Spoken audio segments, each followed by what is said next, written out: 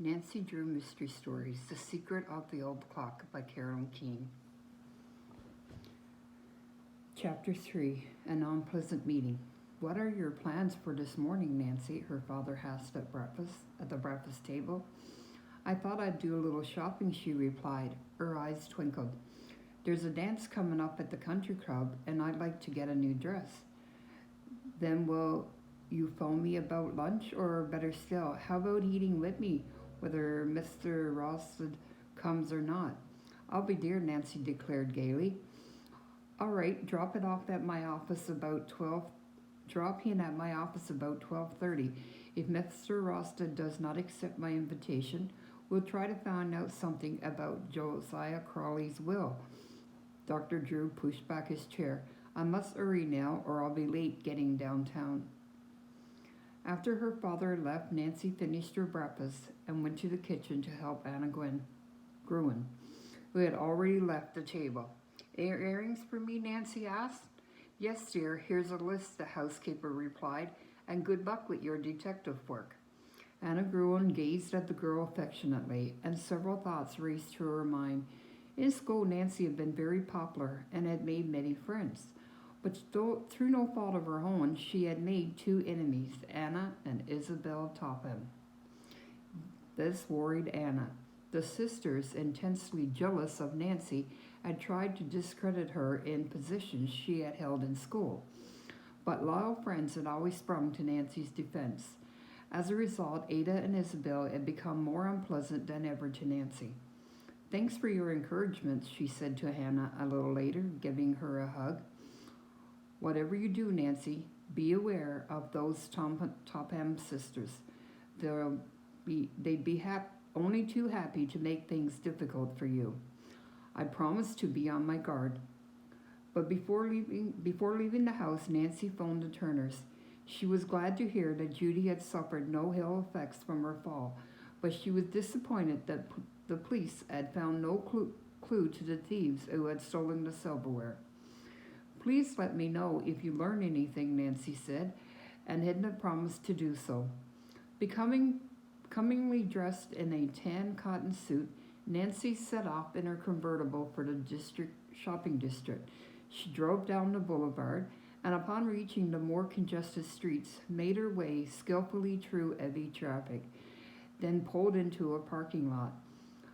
I think I'll try Taylor's department store first for a dress, she decided. Taylor was one of River Heights' finest stores. Nancy purchased several items for Hannah on the main floor, then went secretly to the Mrs. Wearing Apparel section on the second floor. Usually Nancy had no trouble finding a sales clerk, but this particular morning seemed to be an especially busy one in the department, and an extra rush of customers had temporarily overwhelmed the sales force. Nancy sat down in a convenient chair to await her turn. Her thoughts wandered to the Turner sisters and little Judy. Would she be able to help them? She was suddenly brought out of her reverie by a loud voice complaints. We've been standing here nearly 10 minutes, a shrill voice declared. Send a saleswoman to us immediately. Nancy turned to see Ada and Isabel Topham, speaking to the floor manager. I'm afraid I can't, the man replied regretfully. There are a number of others ahead of you. All our salespeople are... Perhaps you don't know who we are, Ada interrupted rudely. Indeed I do, the floor manager told her wearily. I will have a saleswoman here in a few minutes. If you will only wait. We're not accustomed to waiting, Isabel Topham told him icily. Such service, Ada chimed in. Do you realize that my father owns considerable stock in Taylor's? If we report your conduct to him, we could have you discharged. I'm sorry, the heiress man apologized, but it is the rule of the store. You must await your turn. Ada tossed her head, and her eyes flashed angrily. This did nothing to improve her looks. In spite of the expensive clothes she wore, Ada was not attractive. She was very thin and sallow, an expression of prudence Now that her face was distorted with anger, she was almost ugly. Isabel, the pride of Tom's family, was rather pretty, but her face lacked character. She had acquired an artificially elegant manner of speaking, which, although irritating, was sometimes amusing. It was her mother's ambition that Isabel marry into a socially prominent family. I pity any future husband of hers, Nancy thought with a chuckle. Suddenly, Ada and Isabel saw Nancy, who nodded agreeingly.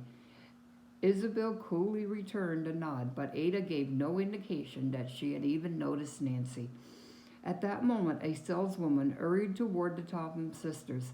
At once they began to shower abuse upon the young woman for her failure to wait on them sooner. "What is it you wish to look at, Miss Topham?" the clerk asked, said flushing. "Evening dresses, evening dresses."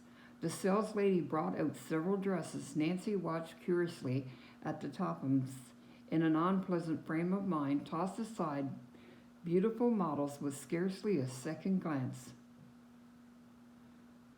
They found fault with every garment.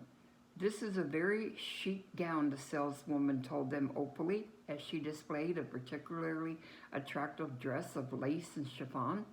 "It only arrived this morning." Ada picked it up, gave the dress one careless glance, and tossed it into a chair. As the distracted clerk went off to bring other frocks, the fluffy gown slipped to the floor in a crumbled mass. To Nancy's horror, Ada stepped on it as she turned to examine another dress. In disgust, Nancy went to pick it up. "Leave that alone," Ada cried out, her eyes blazingly. "No one asked for your help." "Are you buying this?" Nancy asked evenly. "It's none of your business." As Nancy continued to hold the dress, Ada, snatched it from her hands, causing a long tear in the chiffon skirt. "Oh," Isabel cried out, "now you've done it. We'd better get out of here, Ada." "And why?" her haunting sister shrilled. "It was Nancy Drew's fault. She's always making trouble." "It was not my fault," Nancy said.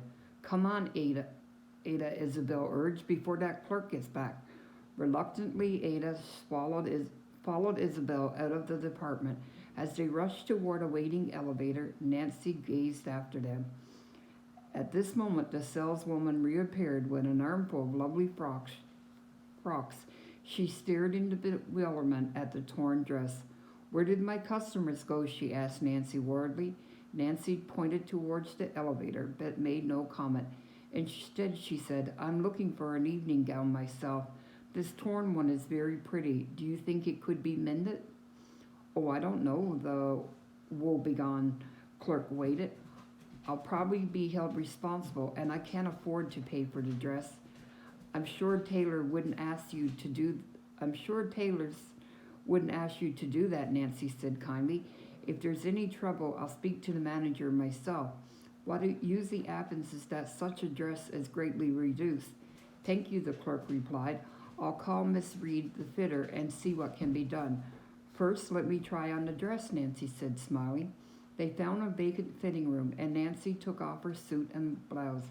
Then she slapped the lovely pale blue dance creation over her head, and the saleswoman zipped it up. "It's darling on you," she said enthusiastically. Nancy grinned. "I kind of like myself in it," she said. "Please call the fitter now." Presently, Miss Reed, a gray-haired woman, appeared. Within seconds, she had made a change in an overlap of the chiffon skirt. The tear was no longer visible, and the style of the dress was actually improved. "I told our manager what happened," said the saleswoman. "If you want the dress, he will reduce the price 50%. "How wonderful!" Nancy exclaimed. Laughing, she said, "That price will fit into my budget nicely. I'll take the dress." "Please send it." She gave her name and address. To herself, she added, "Ada Topham did me a favor, but if she ever finds out what happened, she'll certainly be burned up." Nancy suppressed a giggle. "It's been a real pleasure waiting on you, Miss Drew," the saleswoman said after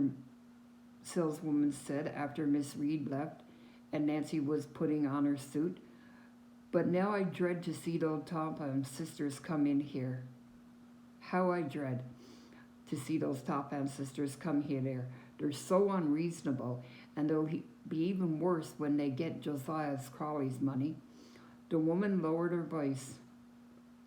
The estate hasn't been settled, but the girls are counting on that fortune already. Last week I heard Ada say to her sister, "Oh, I guess there's no question about our getting old Crawley's fortune, but I wish Father would stop worrying that somebody is going to show up with a later will which may do us out of it." Nancy was too discreet to gauge in gossip with the saleswoman, but she was interested and excited about the information. The fact that Mr. Topham was disturbed indicated to her that he too suspected Josiah Crawley had made a second will. The conversation reminded Nancy of her date. She glanced at her wristwatch and saw that it was after 12 o'clock.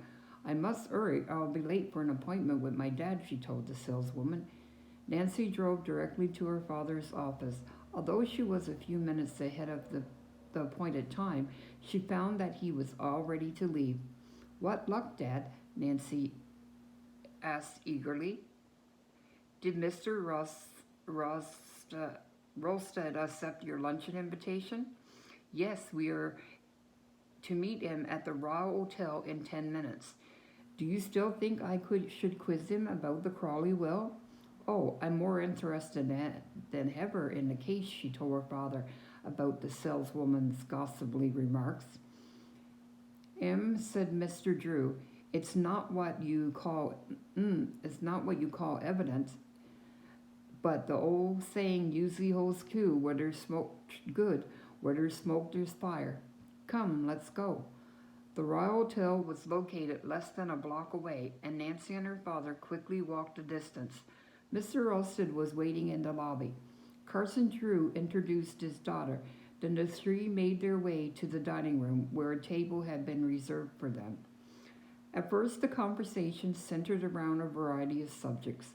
As the luncheon progressed, the two lawyers talked enthusiastically of their college days together and finally of their profession. Nancy began to fear that the subject of the Crowley estate might never be brought up. Then, after the dessert course, Mr. Drew skillfully turned the conversation into a new channel and mentioned some strange cases which he had handled. "By the way," he said, "I haven't heard the details of the Crawley case. How are the Tophams making out? I understand other relatives are trying to break the will." For a moment, Mr. Ralston remained silent. Was he reluctant to enter into a discussion of the matter, Nancy wondered? Finally, the lawyer said quietly, "The settlement of the estate wasn't given to me, Carson, but I confess I followed it rather closely because of something that happened a year ago.